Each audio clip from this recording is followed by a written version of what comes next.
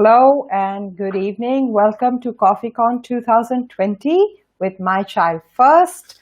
We are back again and we are very delighted to welcome today with us as a guest is Reba Daniel. She's a childbirth educator and a doula, and she works in the areas of natural health and healthy living. She was a journalist. She's a mother of an unschooled 12-year-old, and that is where we are going to focus on this big journey of her coming into her own as a woman, as a mother, as a spiritual being. It is my pleasure to have on board Reba Daniels. Hi, Divya. Hi, Reba. It's good to be here.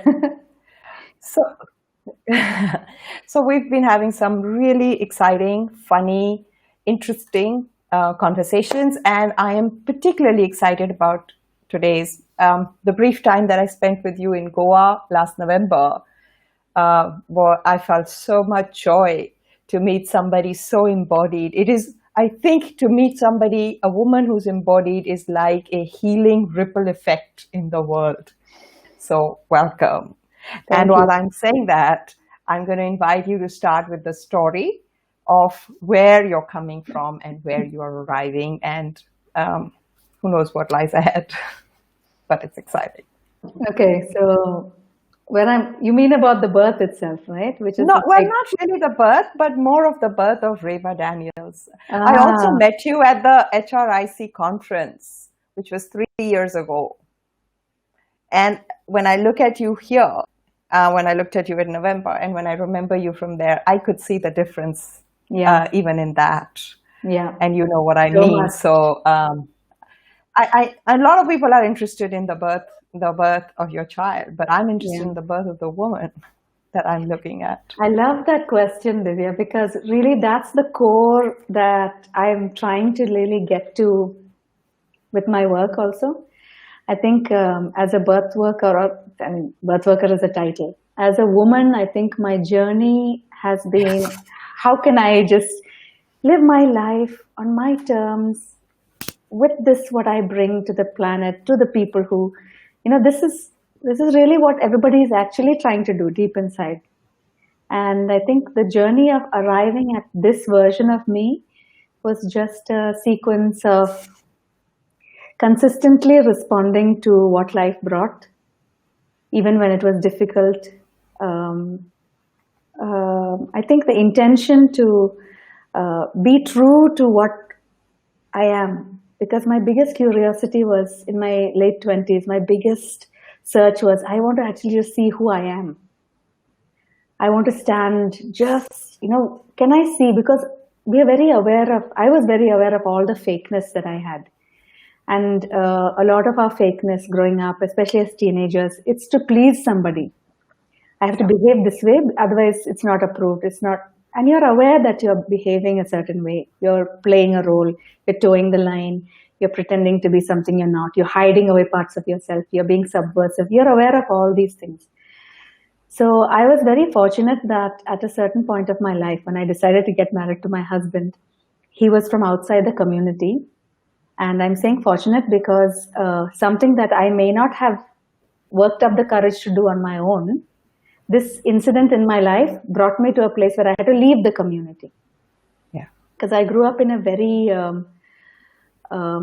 orthodox, small Christian community, which was very patriarchal.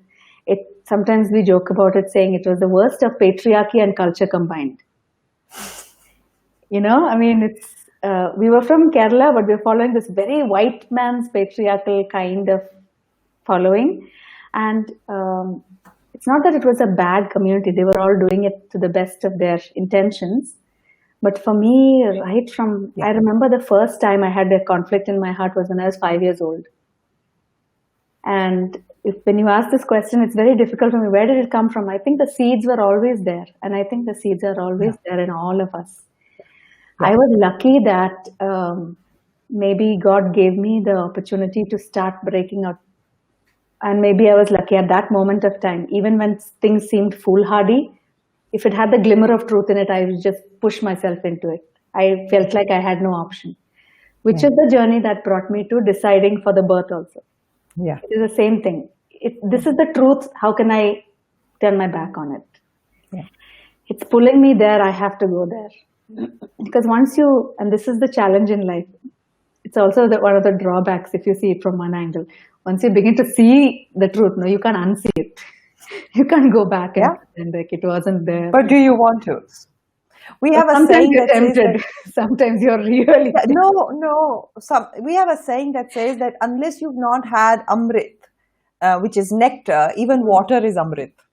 But once you've tasted Amrit, then you know yes, the that's difference true. between water and Not, Amrit. yeah, that's absolutely right. There is We're no going tempted back. to do away with the struggle temporarily, occasionally, but you can't really go back. It's not.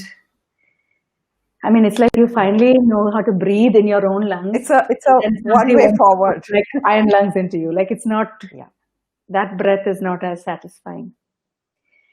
So yeah, I think it was a whole sequence. So Yeah. for me, one of the turning points I would say was in my 20s after getting married, there was a deep re-examination of my belief systems because I was very devout and pious. A lot of people don't. I mean, bhakti was my primary mode of existence in the deepest spiritual layer that I had at that point of time. So when I left the church, there were so many things about, most of the things that riled me about it was how women were treated, how I was always made to feel like I'm second to somebody, I'm always having to be beneath somebody. And around me, I could see that my bhakti was actually more pure than most of the other people who are doing the drama around me, kind of thing, you know. And that really used to irk me. Even at that time, there is a duality. There's a part of you that says you should submit because that's what you're groomed in. And then there's this voice, so that inner conflict was there. But I was lucky that when I had the chance to take a step back, I just dove into the research and I started looking at, I really, you know, for the first time I was interpreting who is Jesus really? What were the teachings? What was the core of what he was saying?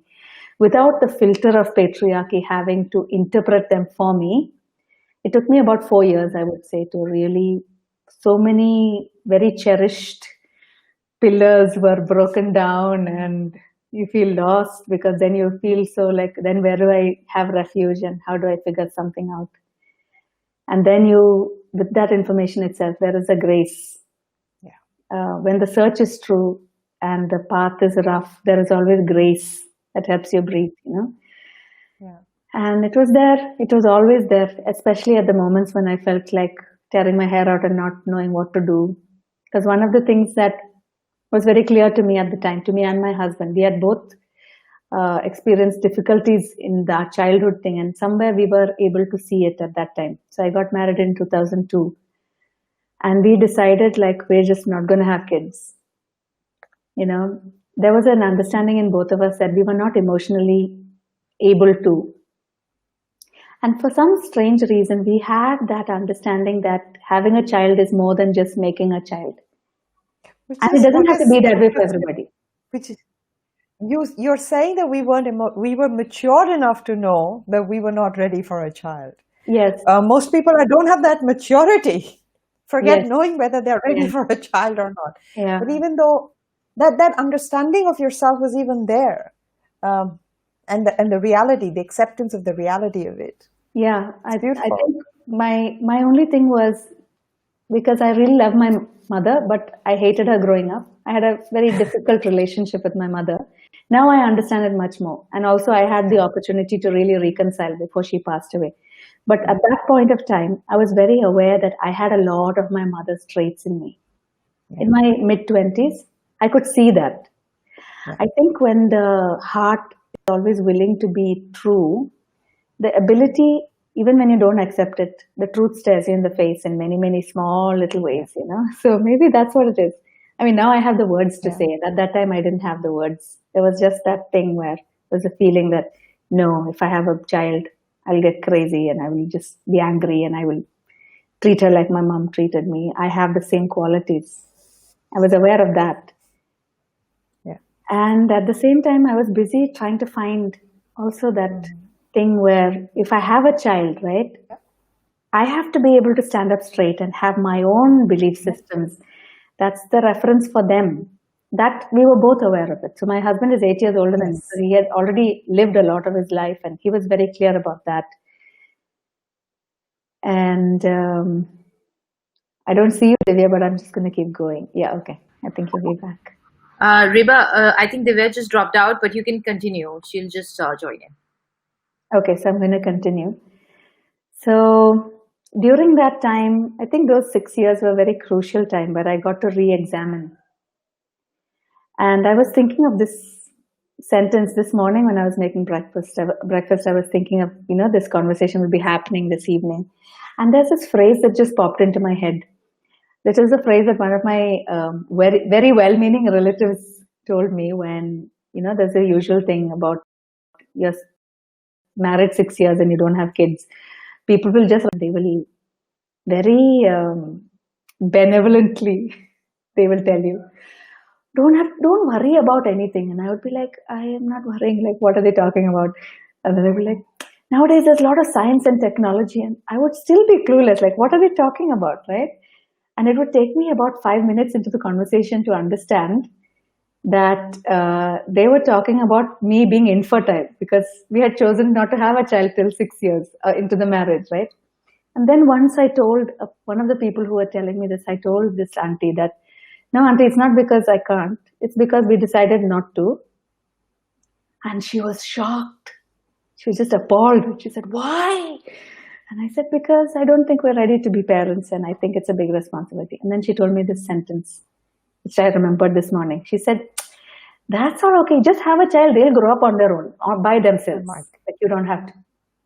And I remember feeling the horror of it because for me, at that point of time, I think was when I realized I was very naive at the time, obviously. That was the point of time when I realized that people take it that's how people take it. That just have a child and before you know it, the child will be grown up. And I remember feeling really angry when she said it. And I was telling her that I don't want my child to just grow up. Yeah. Like it was in Malayalam. So there's a very casualness in the phrase that she used. Yeah. And very funnily enough, right, my brain, like it functions on 2-3 levels at the same time in most conversations. Suddenly I could hear the soundtrack going on in my head. You know this old song that's called Nobody's Child?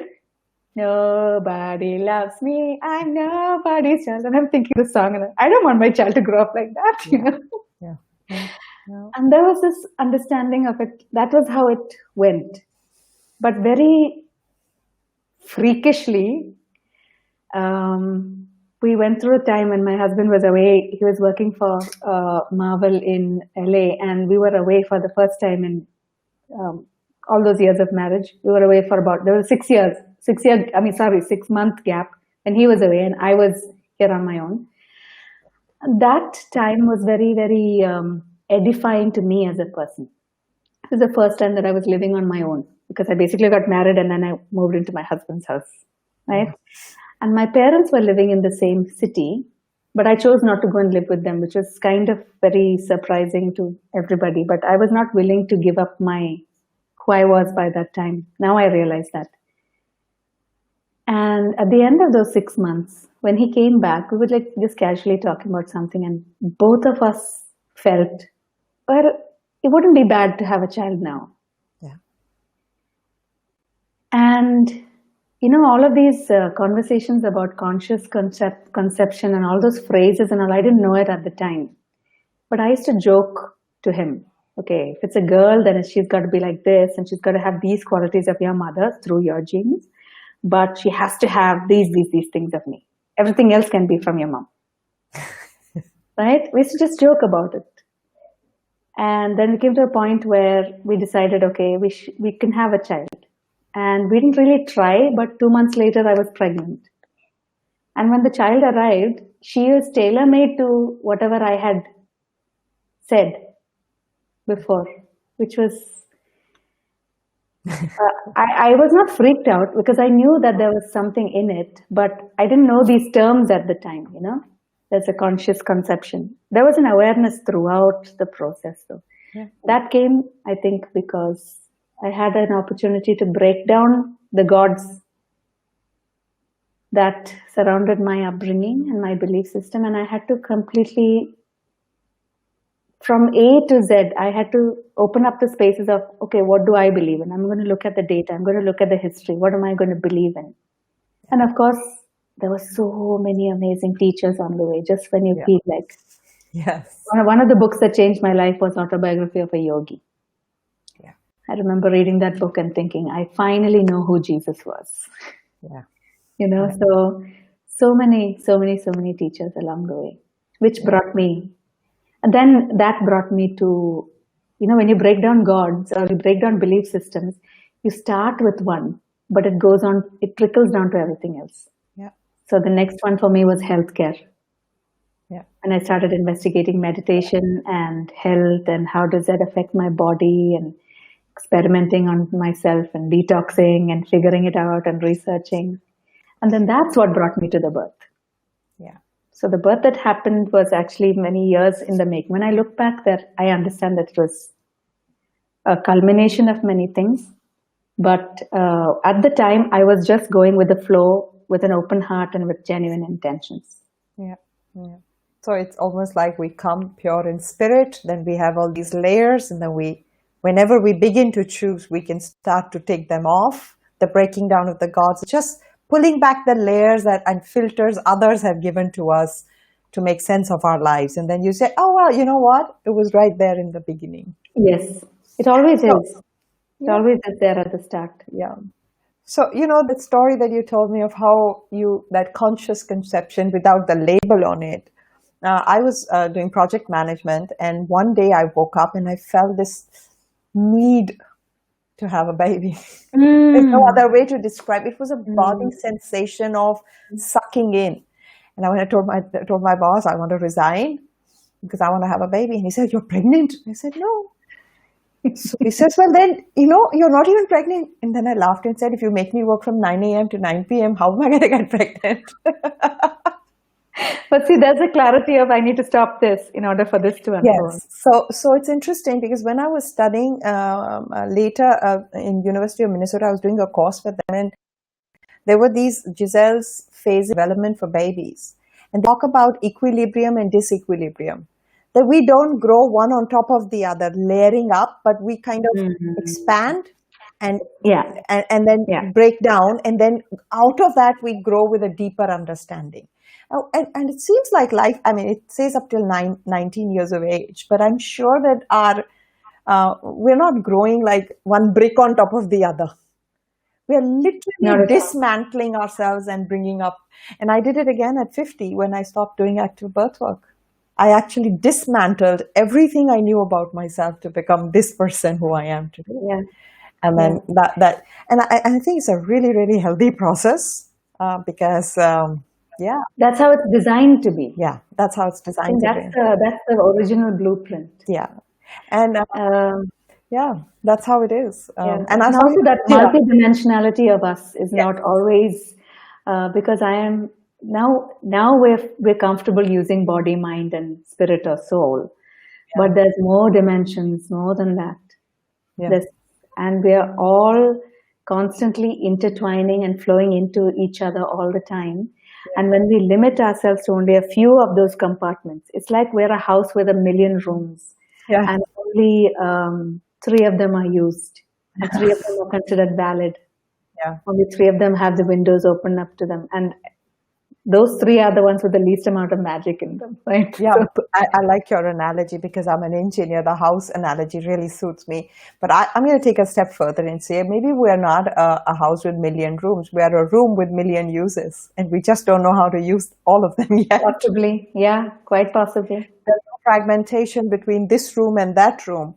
And you know, yesterday I was telling Janet Chawla that there was something in her book that inspired me to look at women's, you know, even in our own culture, to look at how spirituality is considered to withdraw from the world and, you know, contain back. But it's a very masculine view of spirituality, because what am I going to get detached with if I'm not attached to anybody? Even if I take the cultural norm of saying I'm somebody's daughter, somebody's wife, somebody's mother, nothing belongs to me. Yeah. And then I'm nurturing my children with my breasts, my husband with my body, cooking. no, I'm constantly nurturing with my body, and then I'm also singing the praises of the Lord with my while I'm doing housework. So where is the spirituality separate from my body? It's through Yeah, my body, and it's that yeah. giving nourishment, not even food or pleasure. It's just nourishment for the human being from Mm, my body. mm. That's spirituality as far as I'm concerned. So we are not going to. It basically said that women don't give up house and hearth and become tapasvinis because Yeah, they generate heat in their body as they get ready to produce life every month. And that was the yes. statement that changed my life. Mm. So Reba, And that's very interesting because I'm it's the body that actually gave me the glimpse of the missing piece in spirituality that I was looking for. yeah, Because it's always pushed to be intellectual. yeah, And there is nothing better than the body with which to experience spirit because that's already what you're doing. The yeah, minute you were conceived, you yeah, decided to be a spirit in a body. yeah. So you've already made a choice to experience the To manifest. spiritual in your body. And that's Yes, what all these years are about. The body yes, can never be secondary. yes, yes, Body is primary because body is primal. yeah, yeah. Primal is where it comes from. Yes, yes. And it's not separated from spirituality like most people would think, at least not for me, and I know not for you as well. Those were some very interesting conversations in Goa. Mm. Um, now tell us. So we had a glimpse from Vijaya in our last conversation where she said, you know, how by coming in acceptance of you or coming into you, you can truly start to trust yourself. It was a really nice bit of her conversation. And then we also said that we are carrying patterns, and I know that you're working with that, with inner child work, with looking at those patterns. Tell us a little bit about that. Tell me that first sentence of Vijaya's again. She said that That is only by by seeing doing the ourselves. work, within yourself of what you want, what kind of birth you want, what are your limitations, what are your possibilities, by seeing yourself is that you can Yeah, trust, yeah, find the value yeah, of yeah, trust. yeah, yeah. I think that's absolutely true, and I agree with her 100%. And I know you also talk about this a lot. Um, I actually believe the outer is always a projection of the inner. Yeah, The seed, if the tree is the outcome of the seed, then it's the seed and the soil that has to be purified. yeah, Not painting the tree and pruning the tree. Those are all additional benefits. yeah, So there is no other way to do it if you want to do it well. It's not about right. If you want to do it in a way that actually is satisfying to you, where you actually get that amrit, right? The taste of it comes from that inner fountain. yeah, And when it comes to choices and where I am and where are you and where is, if it's me and another person, it's not about the group. I align myself with the things around me only if I am aligned to who I am inside. yeah, Otherwise, where do I stand on? mhm, This is what happens as people get older. I think this is like when you were saying, the thirst is not to find something. Because what we don't want, that is more clear to us most of the time. yeah, It is the attempt to, I don't want this. How can I not be with this? How can I not be like this? That is good enough. That takes you, that's the search that brings you to then what is. yeah. And all of the people who sign up for the inner child thing, I mean, I love that they're all mothers. I mean, Do you know, hardly any men. And I'm my okay with daughter that. wants to. I know I She mean, I wrote have to her me. email. She'll be in one of the batches soon. But it's women who are trying to figure out inner alignment.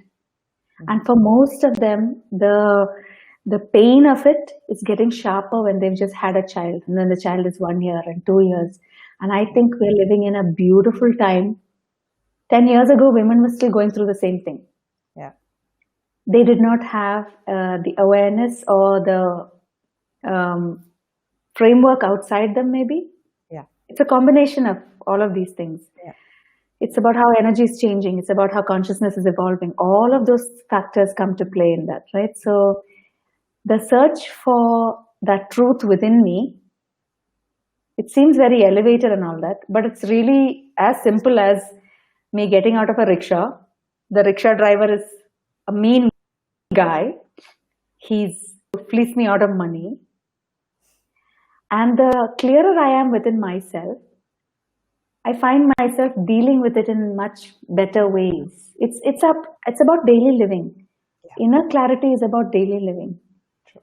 And that is also from where the biggest pain points arise. Yeah. From our marriages, from the same old arguments that you have. And then you realize, we've been saying this for so many years. I went through this. I mean, why do I give the inner child thing now? It's because I lived through it and I peeled off the layers and I worked through the stuff that I had with my mother and arriving to love yourself.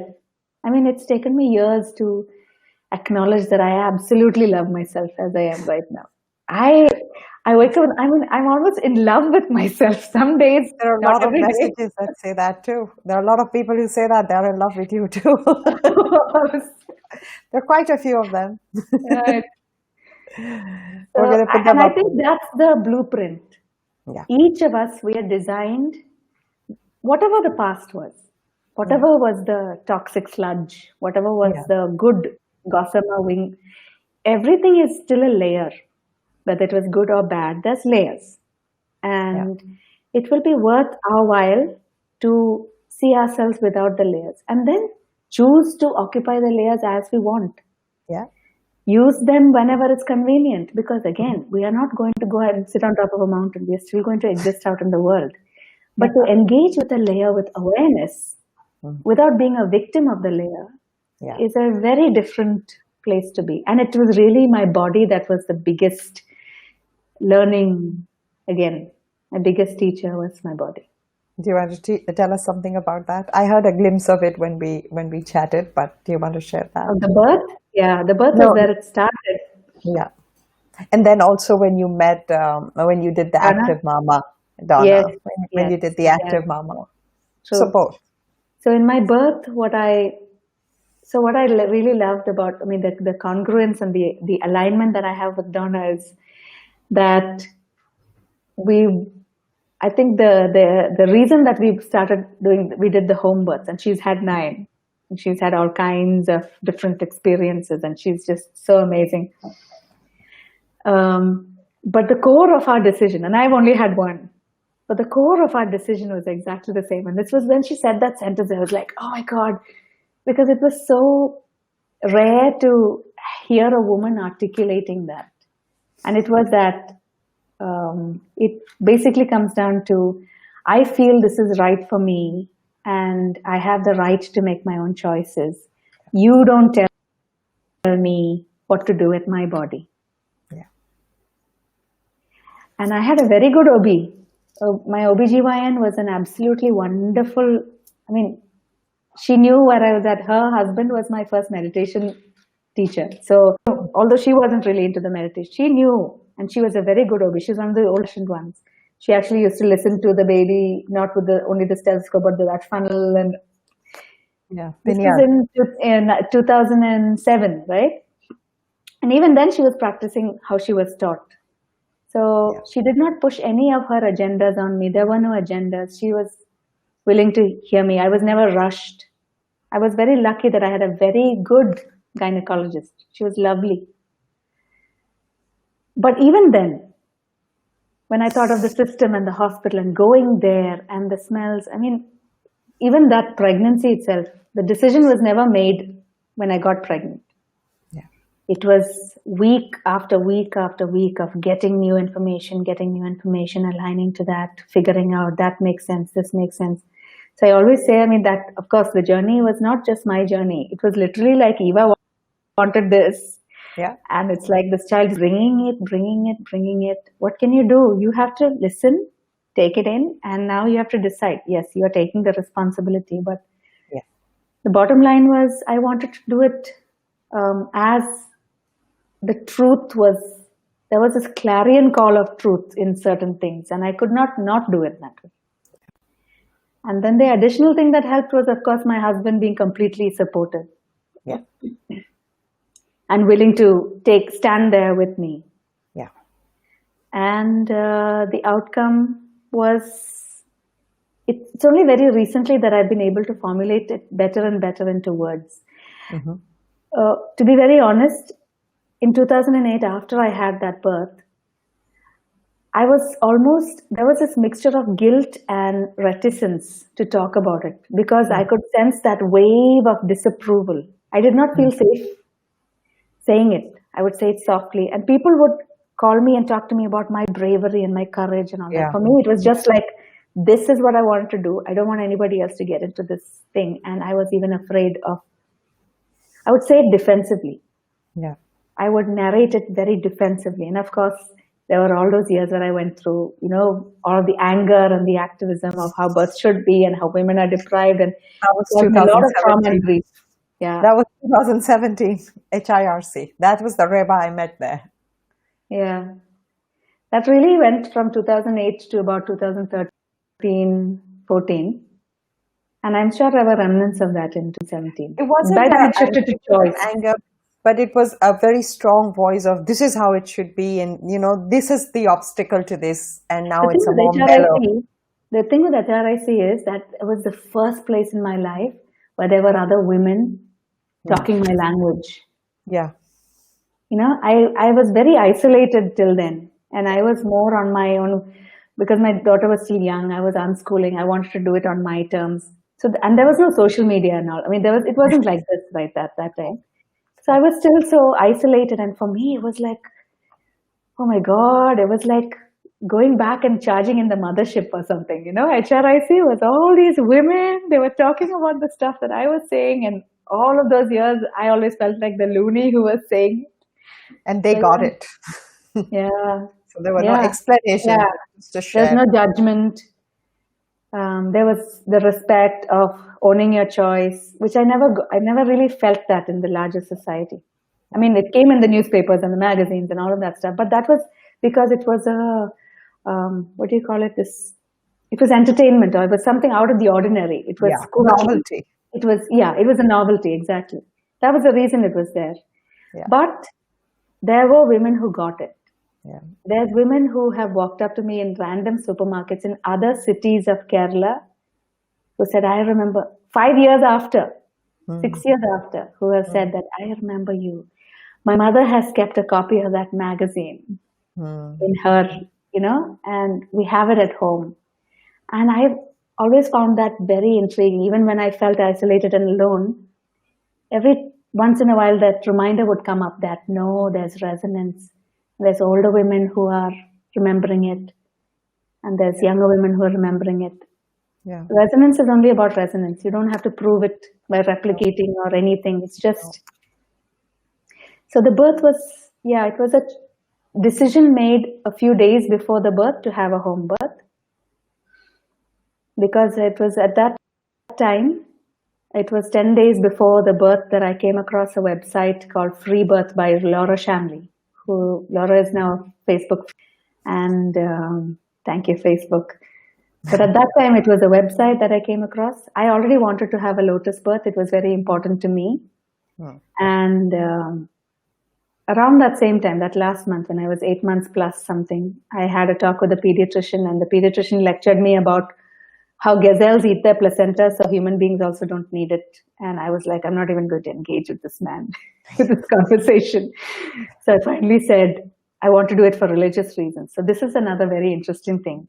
If you come to them intellectually and you show them data and research, they're very often against it. But if you say this golden word, religion, a lot of doctors will actually say yes to a lot of stuff that you want. It's just very intriguing, very interesting in India, I guess. And even then I had to write a letter and say, there's a waiver that you have to sign, to write in your own handwriting and say, if there is any problem, then they're free to make their own choices. They can intervene, they can cut the cord, they can do all of that stuff. And it was making me very uncomfortable because it made me realize that they can say yes, but there's never going to be a genuine effort to respect my wishes. No. I don't mind if my wishes they go against it if there's a genuine need. Yeah. But I was not convinced that even when there was no genuine need, they would not go over it. I was not convinced about it after the conversation with him. Yeah. I had that trust in my doctor though. Yeah. I knew she would respect my wishes. But then when I became aware that in the hospital, the minute the baby is born, the baby belongs to the pediatrician and Yeah. I belong to the guy. I mean, I at know that that. point, that's when the bulb, I had never thought about that till that moment. I'd never realized that that's how it works. I know that. And when I realized that, I was like, oh shit, I don't want this man making decisions for my child. Yeah. If I was still within my doctor's care, I may have been more fine with it.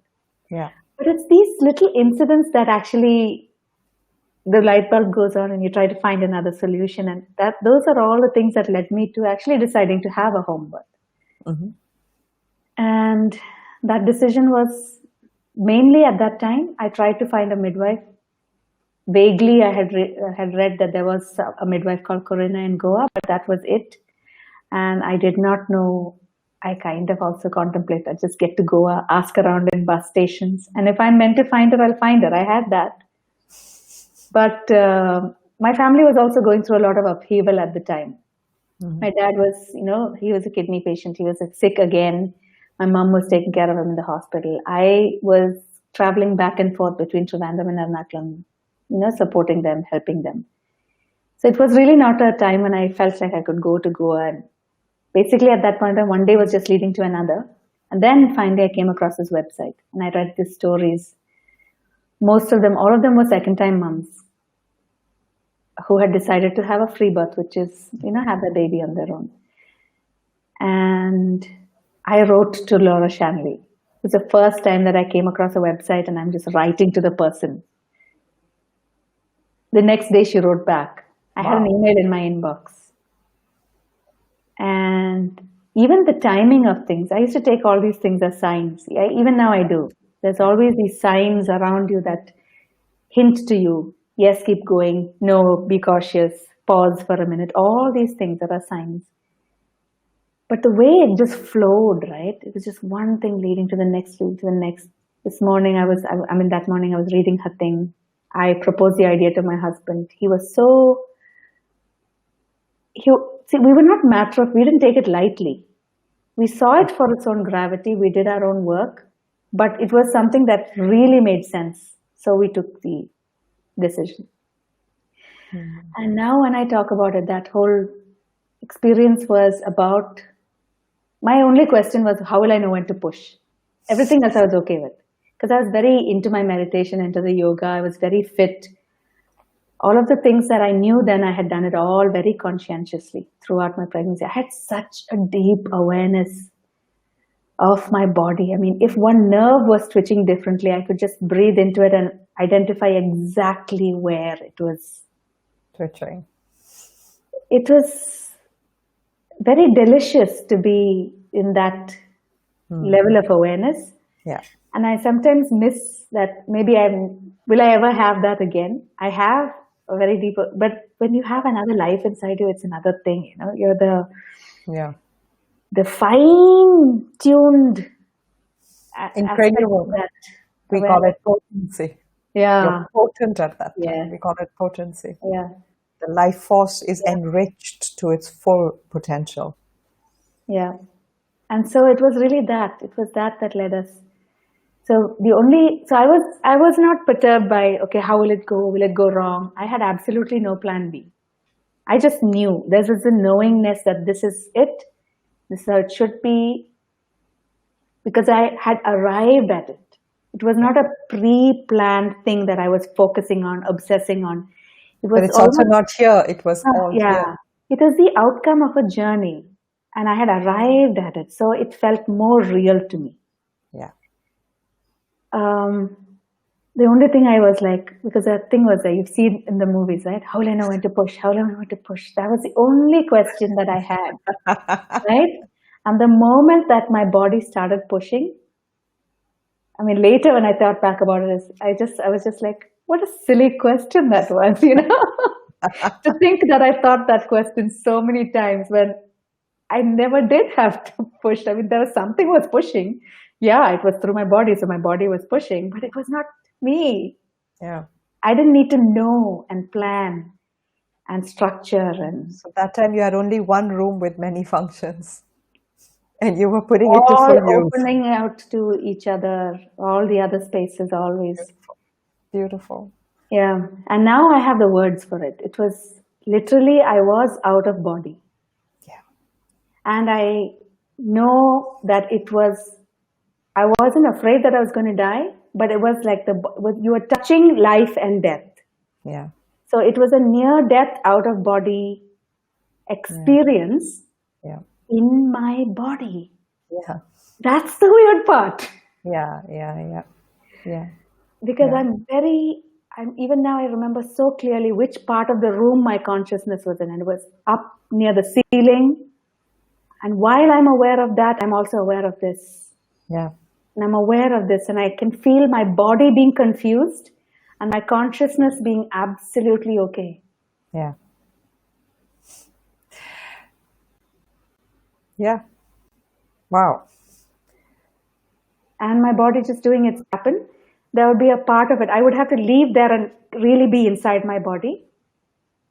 And it wasn't like I was being pulled back and forth. It's more like the center of gravity would have to be. Whereas in between the last transition pushes, I was able to coexist in both places. But Yeah. how I felt it was, I felt like I had no top of my head. It was like there was a cave and there was this big column of wind coming in from my head, stopping right at the fundus, and then that was pushing the baby out. Yeah. That's how I was feeling it in my body at the time. So when that would happen, I could not coexist. I had to, the center of gravity had to be here. I had to be, all of me was in the body when the push was happening. And then immediately after, in the gap between, I was again coexisting in both places. Yeah. Yeah. It's interesting that you're saying it, because one of the research about embryology or early pregnancies is for the first 12 weeks, the baby, the narrative that they hear when people regress spontaneously to that period of their life in utero, first 12 weeks, they talk about their narrative has two different modes of speaking. One is that of the body, I felt this, and one is a third party transcendental experience. So it's interesting that you're saying it, and I'm trying to draw the correlation here because that makes it so valuable. That the baby, as he's forming his body, which is the manifestation of his will to be in this world, is having its own experience, while his witness consciousness is guiding and looking, perhaps just looking at saying, I'm still trying to make up my mind if I will go with that.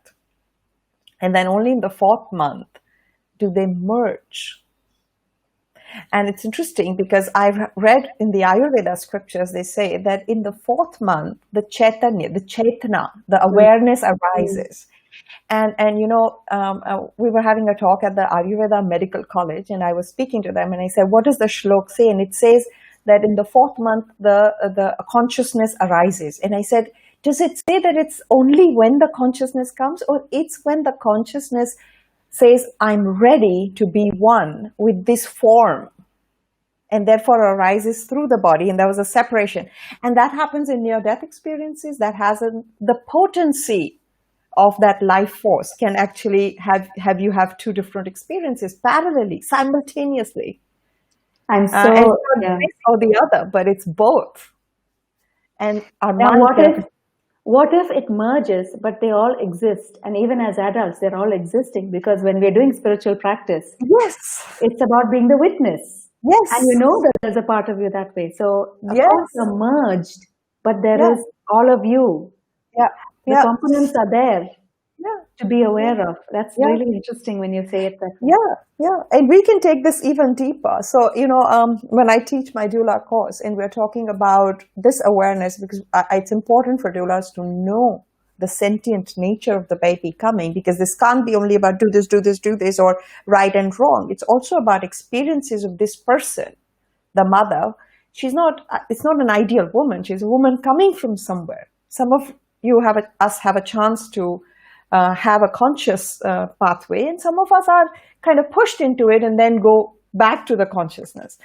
So letting her develop that, there is this picture of the Flammarion woodcut, where the shepherd is lifting a whale from the worldly day and night into the universe. So it's all but that experience. And Neha just posted saying that, it reminds her of the Flammarion woodcut. And because it's important for us to study the skill of support through all these different lenses, and not only just intellectually, but kind of feel them in your body. Because you're going to be with women, then you need to feel them in your body. Yes, it's very interesting much. that at the beginning of their life, the child spreads that consciousness and merges together. But it's interesting that at the beginning of being a mother, the same separation may happen, so that you can witness yourself being born as the mother and come back into it again. That's phenomenal. So the reason I say near-death experience is only because at that point of time, when those moments where all of this, what I narrated, was happening, there was another part of my awareness that said, maybe you're going to die. Maybe this is what death is like. And that was not that awareness that was with all that is. Yeah. I'm very aware of where that point of awareness was, because I have repeatedly gone back and tried to excavate the gems of it when I've been meditating. It's just too delicious to let go. It's just there's so much, and I was able to go back, like close my eyes now, I can go back. Yeah. But in that space, there was a third awareness, and there was this awareness that said, oh my God. And that was actually because of the physical part. So when the first time when I felt that gush, when the first transition push was happening through me, it was actually stronger than anything I had anticipated. This is what all moms who are non-interventional births will say, like, when you're really pushing, it's just so strong. Yeah. It's just bigger than yourself, the surge of energy that rushes through you, right? Yeah. Yeah. And I remember thinking that, so I was on my hands and knees, and then this push happened, and there was this flash of a moment when I saw this wall way in front of me, and I said, oh my God, if that's going to happen again, I'm going to be somersaulted and I'm going to hit that wall. Right? And then there's a part of me thinking, then if I hit my head, I might die. And then the baby, that's okay. And this is what's going to be. So there's this part of you that is just so unplugged with that. And I was just absolutely all right. Yeah. Okay, you're dying. Okay, that's fine. And that's the witness of you. And the baby might live. Okay, I hope the baby lives. The baby might die. Okay, baby's going to die. And it's weird to say this, but in that moment, there is an act, that emergence, like when you're on that cusp of dying, it's also the cusp of living, right? It's the same edge. Moving through the veil. Yeah. To a different dimension. Yeah. But here's an interesting point of view, because there is a ritual, I don't remember in which community, that in the 9th month, a huge supper is laid out for a mother, a pregnant woman, to say that this is the supper, enjoy it, because you're going to die to the person you know yourself to be reborn as the mother of this child. And that happens with every child. So, you have one child, and then you think of having another one, and you're pregnant and you love this child. But you can't imagine anybody holding that place in your heart than the child that you already have, till this one is born. Mm-hmm. And then you say, oh my God, but I can love both of them. And so, you're reborn, we can say your brain is rewired, but on a very, very existential level, you're reborn as the mother of that child. So it's not surprising a lot of women name, oh my God, I'm going to die. Yeah. And I've actually heard it at birth. Yes. Yeah. And it is they say, I'm going to die right now. And the husband is like, no, don't say that, don't say that, don't say that. Yeah. And 3 minutes later, the baby's out. Yeah. And then I'll nod my head and saying, yeah, and then you'll be reborn as the mother of this child, which means that at some level, the baby's coming. For me, that's the explanation. Yeah. So that feeling that I'm going to die can also arise as that, right, note to self, I'm going to be reborn as the mother. And here's the thing, when you said this in connection with your work, when a mother is there, she's not really listening to words. Yeah. She's just articulating the deepest thing that she's feeling. Yeah. It's not even necessary to even say that to her, No. but what No. is necessary is that you are a support person who doesn't freak out Yeah, when when you she hear says a that. mother saying that she's gonna. That is, I think, something that when everything is going fine and a woman is saying, "I think I'm gonna die," yeah, some part of her. I mean, a part of me died, Yeah. but it was literally like the chrysalis. I mean, there was the emergence of a more a version of me that I always knew was inside. This is the intriguing part, right? This is the empowerment of birth. For me, it was not that it made me a new person. No.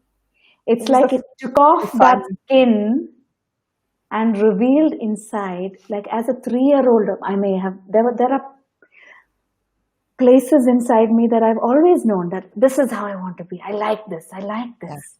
Yeah. And that version gets a chance to emerge because now that you have traveled through that valley of that shadow of death in a way, right? Yes. Then I fear not, I mean, what can you tell me now? Yeah. How can you make me think that I am lesser than? Yeah. How can you say, I mean, it's still, your conditioning still works. Yeah. And it Yeah. still took me more and more years. It wasn't that everything went away. It was not like a magic wand. But there was a touchstone in my Yeah. life physically that I could go back to and remind myself that Where I felt that power. what myself was indeed true. No Yeah. matter Yeah. what the other Yeah. voices were saying, you have already experienced this. It is true. Don't doubt it. Yeah. Because I had physical proof to go back to and reassure Yeah. myself. And that process really continued the process of emerging, being my real self. And it's ongoing. This is why I can't wait till I'm 50 years old. I can't wait till I'm 60 years old. I can't wait till I'm 80 years old and I'm 89 and I'm 90 and I can't wait. I can't wait either. I've Just enjoyed keep the going. 50. Yeah, I envy that And about you. also the changes it brought. And I've had also the good fortune of sharing it with a group of women. Most people think that passing through fertility to menopause is one of those difficult things, but I don't think it is.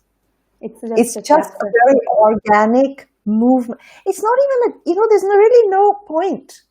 And it also brings you deeply aware of how many things you hold on to just because they were relevant 2 days ago, 2 years ago, 2 weeks ago. And how difficult that hook is to let go. And when you take it out, there is a bit of a bleeding, but that's of your own making, but not truly, it's not real. Yes. You So voted what am I there. holding on? That's why. I put my glasses on because my camera's. Yeah, I'll read it for you. Saying, Reba, can Okay. you please also talk about your placenta, what it meant for you after the birth, and what we had spoken about? Oh, the placenta. The reason I actually was led to the birth was because of the placenta, right? Because I wanted the lotus birth. That's what led me. That was the sequence. So when Eva was 5 months just in gestation, that's when I first came across the term lotus birth, and it was from an excerpt of a book by Janine Parvati Baker, and the minute I read it, there was this recognition inside me that this is what I want to do. This is right. This is what it should be. And the alternative just seemed very horrific, that an organ that my body had grown to nourish my baby, which is the only organ that I was not born with, but my body in its deepest wisdom did all that with, that it would just be tossed aside. And the thought that the blood inside it that my body had made. So here, I really felt strongly about my rights there and my child's rights, because my body had taken the food that I was eating with my awareness and making my nutritional choices and making sure I'm buying this and making sure I'm eating this. And my body is taking this and creating blood and nourishes my baby. And after my baby comes out, when there's still so much oxygen-rich blood inside the placenta, somebody else has the power to decide whether it goes into my baby or not. That just was such a deep injustice to me. It just did not seem right. Yeah. Like if I was in a place that actually offered me delayed cord clamping, I probably would have birthed in that hospital. Yeah. And I wouldn't have this experience. But I'm just saying, all the angles. It's really the deficiencies of the system that brought me to this glorious experience. But it was also because there was a certain way that I was okay with arriving here. Where the unfairness of it is, for me, is that a mother who would want a different combination, she still does not have access to it even today, 12 years later. Yeah. And you have to fight for delayed cord clamping. Yeah. And so the placenta was, for me, to answer you, Neha, it was a little mother. Yeah. And that is exactly how I treated it. There was this really strange and spine-chilling moment that I had a few hours after Eva was born. She was still attached to the placenta, and the placenta oozes blood, a certain amount of blood, right afterwards. So I had never even heard of a chucks back then. I didn't, it was just a bowl. It was just common sense. It was just hygiene practice, but it was just common sense. So I wanted to rinse it off and put it back in the bowl for some reason. I just felt like, okay, that's what I should do. And so Paul was holding this few hours old baby, and I was holding the bowl with the placenta in front of it. The second that we stepped into the bathroom, so baby's snoozing. So here's my sensitivity to materials that we used. So cold tile has a different sensitivity, and we feel it when we step into a tiled bathroom, right? So the minute we stepped into the bathroom, she opened her eyes. And my mother instinct was telling me, at that moment, my mother instinct said, okay, something's wrong. This is not right. This is disturbing her. Something's happening. And then, I have no reference. So I just thought I'll just quickly finish what I came to do and just quickly bundle her off inside into the room.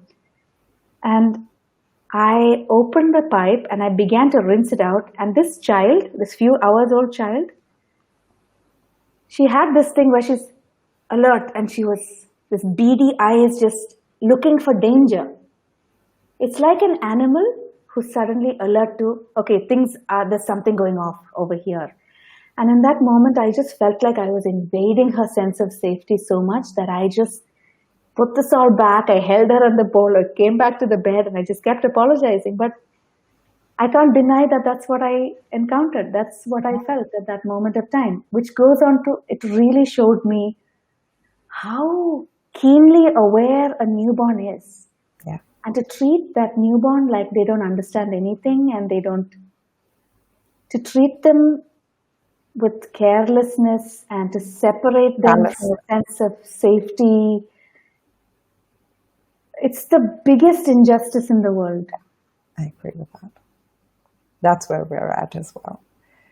So you'll be surprised because the actual mass of the placenta is built with the baby cells. That's what you know immediately. So, if the stem cell from the baby can grow an organ in the child later, which is what research is now telling us, is she not connected to the very cell? In the beginning, there was one cell. Yes. So if you see quantum science, how is that cell not holding the memory of every other cell in her body? That's the whole principle of stem cell. Yeah.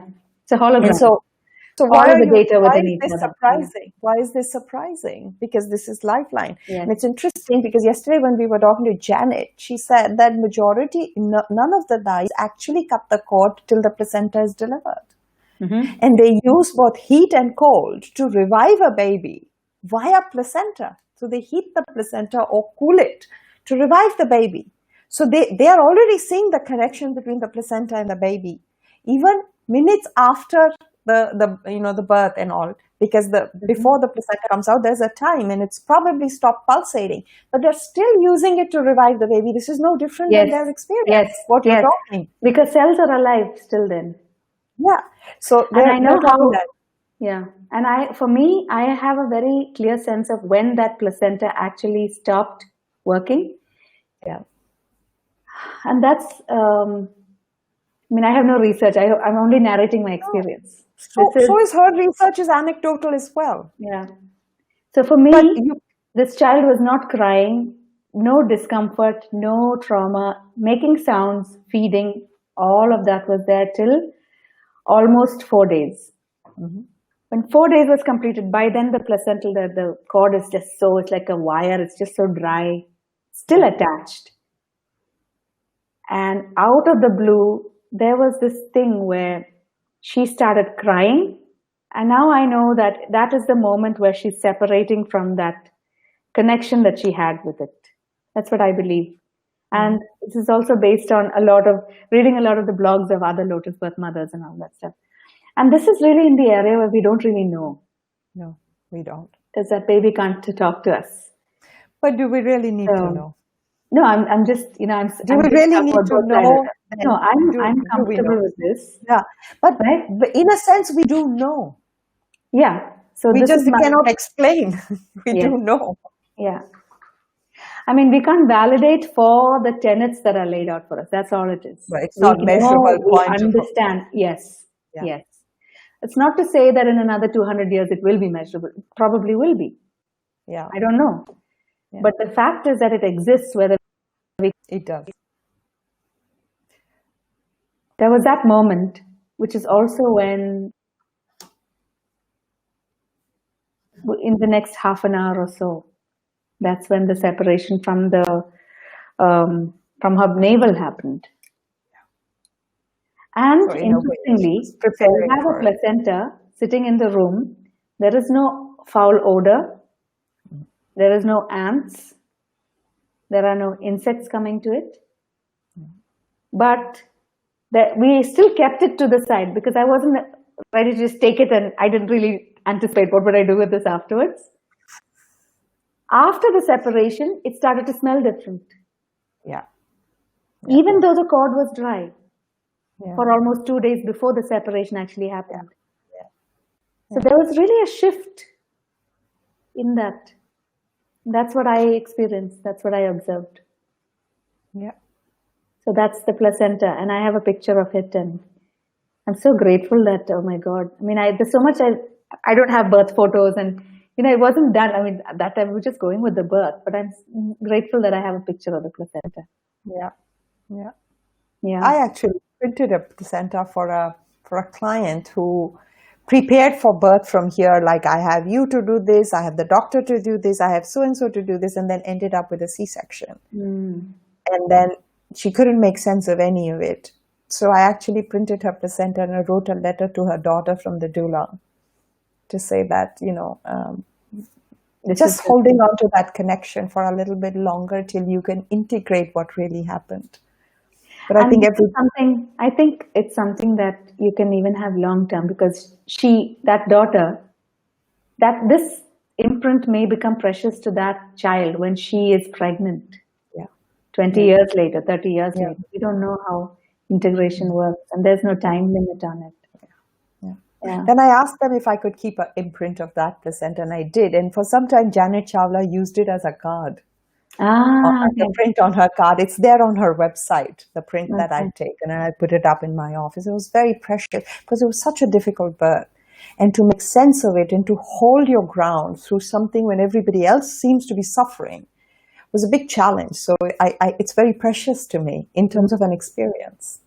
And also the dye is called the placenta pool, the flower The from which flower. the seed, the fruit is the baby. Yes. So the Yes. flower That's comes how it looks, before right? Yeah. yeah. Yeah. So there are these beautiful, narratives that can help us integrate, not in terms of cognition, but in terms of how it feels in me as an experience, and then know the surety of that, Yeah. which I find the beauty of the work we do and the language we speak and the stories we hear. And those 4 days were a very different energy with me as well, Mhm. because it took me about a week or so to really take in this child, Yeah, because I almost could not believe this, because they're still a stranger to you. I mean, she's feeding, she's doing all of that stuff, but there's this moment when it actually falls into alignment. And I was also grieving for my mother, so there was this two things happening yeah, at the same time. And yeah, in a way, I felt like the placenta just held her while I had the space to grieve. And then I got the chance to align Yeah. with her, and every moment has been absolutely beautiful. She's an amazingly lovely child. Yeah. I mean, when we talk about tantrums and after all this, so like we went the beginning of the session, right? When you say when you start deconstructing one system, it just keeps going on. So for Yeah. me, there was religion, and then there was healthcare and nutrition, and that's really where my whole journey as nutrition and health and that aspect started, 18 years ago. And then there was the deconstruction of birth and what Yeah. is real feminism, deconstruction and understanding of mother, which was very precious to me because I really carried a mother wound. Yeah. Yeah. So Yeah. it was good that I took the time. Yeah. On You hindsight, did. we realize all these things. Yeah. At the time, we Yeah. don't understand what's actually happening. And then after that, the deconstruction after that was the education system. Yeah. There's no way that I'm going to deconstruct all this and then plug back into that. Yeah. So Yeah. it's a journey of realizing that there is only one system, really. Yeah. And Yeah. the agenda is to make you feel like you're not good enough and make a woman feel, everybody, men and women, we're Yeah. all victims of the same system. The agenda is to Yeah. keep you limited, to make you feel powerless, to make you feel like you're not good enough. And then you You bumble become through life. you're controllable that way. That's how you can be controlled. Yes, absolutely. That's the So agenda. then, Basically to control. Few controlling the many. That's the agenda. No matter what pathway it takes, whether it's rituals, whether it's tradition, whether it's culture, whether exactly. it's society, whether it's science, education, Yes. whatever you may want, politics, anything. It's about how to control, few controlling the many. So that's where my unschooling experimentation began. I never had that decision. It was just at each time, it was like, okay, she's not ready. I'm not ready to put her in school yet. Yeah. I had a Yeah. cutoff at 7, and then by the time she was 7, I realized no, whatever I had assumed, because you're learning along the way, Yeah. I realized that no, I'm not going to put her now. And now I've a pretty good idea of how to go about it, especially because of Donna. I've had a Yeah. lot of insight and help from her to understand this, Hmm. which really, really helps. Donna's really the one who, so the body journey, what awakened through birth, and I was trying to figure out spirituality and and the inner. It all came together when I met Donna and I understood from the Active Mama workshop. And I never would dance. I wouldn't move my body. I was trying to understand it all from here, even though Yeah. I'd already experienced an unfolding through my body. Yeah. And it was really going dancing with Donna that taught me the power of, and you change so much. As a woman, when I started moving my body, Hmm. it was like I finally came back home. And when you have a strong body to house the clarity of will and purpose and passion that you have, there's Yeah. nothing like it. There's nothing like it. So yeah, I owe a lot of that. So much of the search, it came together with my meeting Donna and doing the Active Mama workshop, and that is, being trained in the Active Mama thing. And I can see at births where we have mothers who have been through the Active Mama thing, and when they're close to pushing, or the midwife just needs them to do just a little bit more, Donna will just say, "High marches," and in the same turn, and the mom will just look up at her and immediately.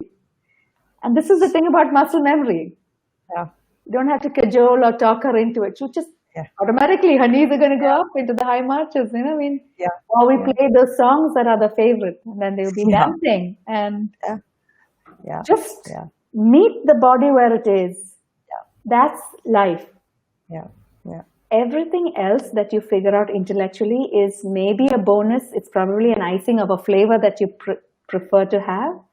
Yeah. But the body is where Yeah. it begins and unfolds, where you can experience it, where you can taste it, where you can smell it. True. There's nowhere else to actually There's no. taste the juice of it. Why would you otherwise manifest in this world Yeah. with this body if it You is wouldn't not need to to. experience it through it? Exactly. Your spirit is already existing. So Exactly. spirituality is it's always there. But you've made a choice to come into this body with all this equipment for a Physicality purpose. is the key. Yeah. Yeah, I believe that too. Wow. And I knew that it's going to be a blast, which it was. I'm going to say, I don't I've want said to, things but in such a safe way that I've not been able to articulate in many. And I usually like hold back when I certain things that only certain people can actually. I mean, I have a lot of friends, a lot of birth workers with whom I've shared this, but out in public, I think this is probably one of the of course, few times when it comes up. of course, of course. But every bit of it resonated with me, and I'm sure with our listeners as the truth, because if it is the truth, it is universal. Mm, yeah, And somewhere it's resonating with them. yeah. And this is the power of mother. Yeah, This is the power of mother, that mother has the primal ability to be loving, fair. I mean, it's the perfect, I mean, my parenting journey would have been so different if I hadn't gone through this birth experience. yeah, yeah, It's to see things yeah, for what they are and then hold that truth also for your kids and then yeah, be able to tell them that what you're doing right now is totally unacceptable. Shut it down right now. yeah, yeah, I see you're afraid of parenting, yeah, yeah, but this is mother saying, I'm telling you that's hot, but if you want to keep experimenting, just go ahead and burn your hand. yeah, yeah, That is mother to me, right? I told yeah, you, yeah. but if you want to try it out, yeah, do that. I got an oil to help you, but you're going to have to face the pain. You have to It's not, experience the don't hate do to it, know don't what do is it, true don't of do it. it. Yes, it's Yeah. not about And this. it's usually with children. If you've seen them when they're drinking and the toddler puts up, you say, no, no, it's hot, it's hot. And they don't get it. Once Yeah, they touch it, they will tell yeah. everybody, oh, hot. It's like they want to pass the Body. picture. It's They want to give the experienced through the body again. There's I love nothing that. as They real have as to that. experience it just to keep them safe. But okay, sure, have your own experience. I Yeah. think that's the truth at every point. When we're trying to keep them safe, when we're overprotective, who are we trying to save? Not them, but our own heartache because we can't see them suffer or feel that. Yeah, that is Or true. we're afraid that we'll be labeled as being a bad mom, which Yeah, is that's true a too. very That doesn't needless come very thing. easy to me, actually. Yeah. That's not my pattern. I've never thought about what people say about me. So that doesn't come too easy to me. Yeah, but I there's a didn't have lot to of women resist. who are limited because Yes. you're still within the clutches of, and that's about circumstance. Yes, that's And it's also not a lived easy. experience. It's not No, no, easy it's to also do that, yeah, yeah, yeah. But but that everybody that's does not it. my default. That I don't go to that default. Fortunately, I think I'm very blessed that way. So, but there are points which I have really had to push through, work through, and feel coherent with. So a lot of what you said did resonate with me at a Mm. very, very deep level, which is what I was so excited about this conversation, which is why I was looking forward to it. Yeah, I'm so grateful I could say it all. And that's the thing, what I want women to know is when I started the journey, I didn't know where I was going. Yeah, And it wasn't to prove anything. It's not about fixing anything about you. yeah, It's about meeting where you are, yeah, whichever the circumstance, finding your space there, yeah, and knowing that that will lead you to the next. yeah, yeah, As long as you're willing to work with where you're at, it will lead you to the next. yeah, yeah, And always, the struggle to be free of the layers is something we all share.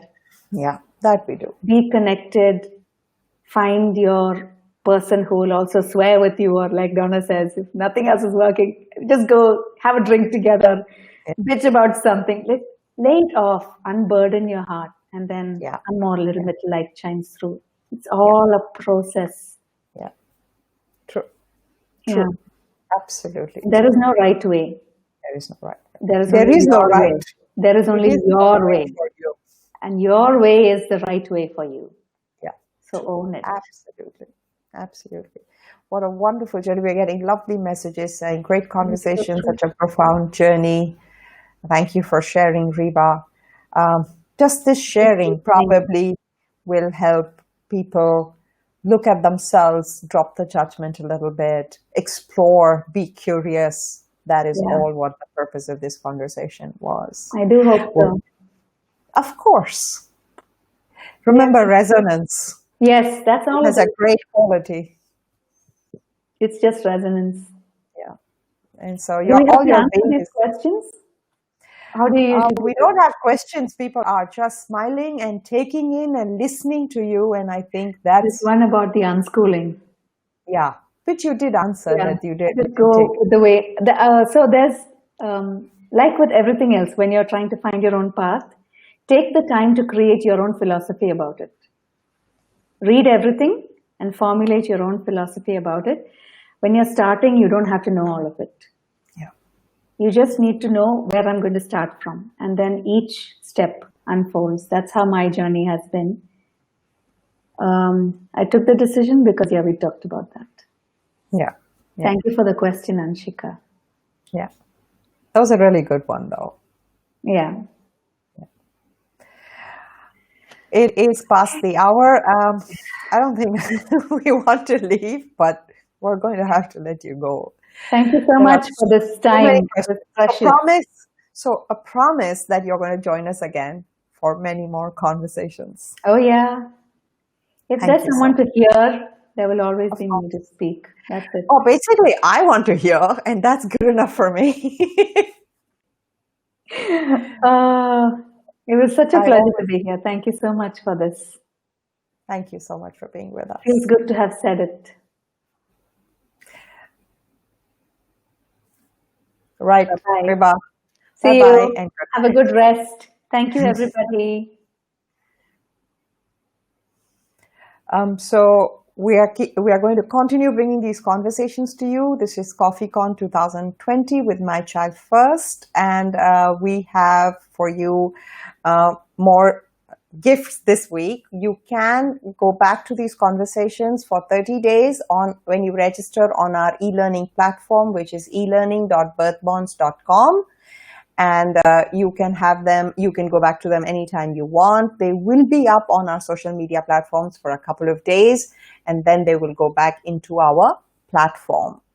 With that, we are closing for tonight. We're a little bit above the hour, but it was well worth every minute of it. Thank you for being a great audience. Your engagement with us is what we value. Please send us your feedback, share with us. Thank you very much, and good night from My Child First, CoffeeCon 2020.